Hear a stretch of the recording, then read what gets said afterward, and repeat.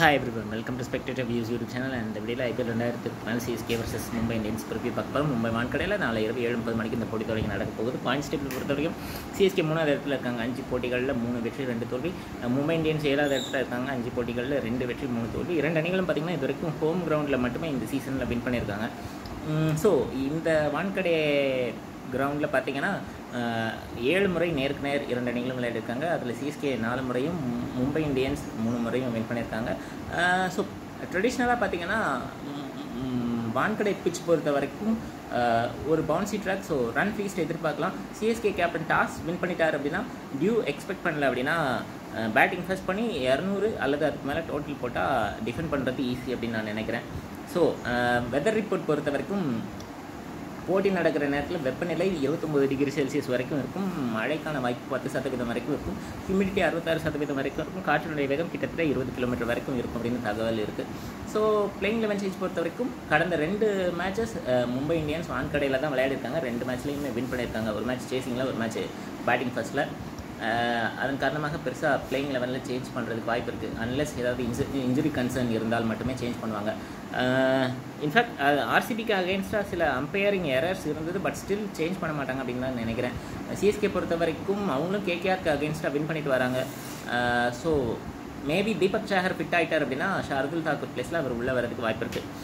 So 2 அணிகளும் சரி செய்ய வேண்டிய விஷயங்கள் அப்படின்னு பார்க்கும்போது மும்பை இந்தியன்ஸ் பேட்டிங்கில் எந்த பிரச்சனையும் இது வரைக்கும் தெரியலை. நல்ல அட்டாக்கிங் இன்டென்ட்டோடு எல்லாருமே ஆடுறாங்க. பவுலிங் பொறுத்த வரைக்கும் பும்ரா ஸ்டார்ட் பண்ணணும் அப்படின்னு நான் நினைக்கிறேன். ஏன்னா மற்ற எல்லா பவுலர்ஸை கம்பேர் பண்ணும்போது பும்ரா எல்லா ஓவர்லேயுமே நிறைய எக்கனாமிக்கலாக போட்டு நிறைய விக்கெட்ஸ் எடுக்கிறாரு. ஸோ ஃபஸ்ட் ஓவர் அவர் ஸ்டார்ட் பண்ணார் அப்படின்னா ஸ்ட்ரைட்டாகவே ஆப்போனன்ட் டீமுக்கு ஒரு ப்ரெஷர் இருக்கும் அப்படின்னு நான் எதிர்பார்க்குறேன். So other side Shreyas Gopal போன மேட்ச்சில் கொஞ்சம் எக்ஸ்பென்சிவாக ப்ரெடிக்டபுளாக இருந்தார், நிறைய கூகுளிஸ் போடுவார்.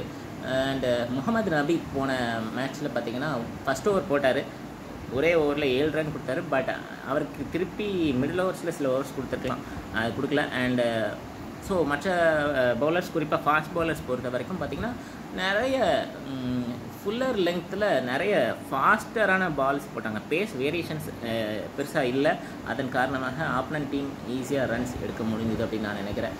ஸோ சிஎஸ்கே பொறுத்த வரைக்கும் போன மேட்ச் ஒரு ஈஸி சேஸாக இருந்தது, அதனால் வின் பண்ணிட்டாங்க. ஸோ திருப்பியும் ஒரு ஹை ஸ்கோரிங் கேம் விளையாட வேண்டிய சுச்சுவேஷன். ஸோ கண்டிப்பாக பேட்டிங்கில் ஒரு நல்ல ஸ்டார்ட் கொடுத்தே ஆகணும். பேட்டிங் ஃபஸ்ட்டாக இருந்தாலும் சேசிங்காக இருந்தாலும் 10 ரன் அல்லது அதுக்கு மேலே ஒவ்வொரு ஓவர்லையும் எடுத்தால் வெற்றி பெறுவதற்கு வாய்ப்பு இருக்கும். ஸோ விக்கெட்ஸ் ஈஸியாக லூஸ் பண்ணாமல் நல்ல ரன் ரேட்டில் பேட்டிங் மெயின்டைன் பண்ணணும். அண்டு மும்பை இந்தியன்ஸ் பொறுத்த வரைக்கும் ஃபீல்டிங் இன்னும் கொஞ்சம் பெட்டராக பண்ணலாம். அண்ட் சிஎஸ்கே பொறுத்த வரைக்கும் கேச்சஸ் நல்லா பிடிக்கிறாங்க, ரன் அவுட் வாய்ப்புகள் நிறைய தவற விடுறாங்க. பவுலிங் பொறுத்த வரைக்கும் தீபக் சஹர், பத்ரனா, முஸ்டபிசூர் அண்ட் ஸ்பின்னர்ஸ் மேலே ஓவர் டிபெண்டன்சி இருக்குது. ஷார்துல் தாக்கூர் கொஞ்சம் எக்ஸ்பென்சிவாக இருக்கார். ஸோ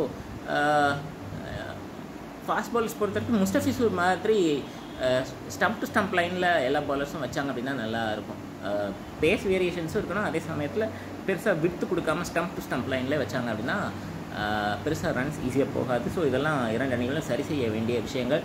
ஸோ என்னை பொறுத்த வரைக்கும் ஹோம் அட்வான்டேஜ் மும்பைக்கு இருக்குது அப்படின்றதுனால மும்பை இந்தியன்ஸ்க்கு ஜெயிக்கிறதுக்கு அதிக வாய்ப்பு இருக்குது அப்படின்னு நான் நினைக்கிறேன். பார்க்கலாம் என்ன நடக்க போகுது அப்படின்றத.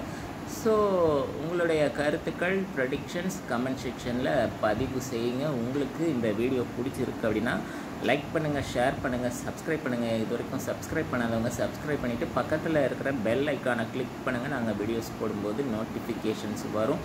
தேங்க்யூ ஸோ மச் ஃபார் வாட்சிங்.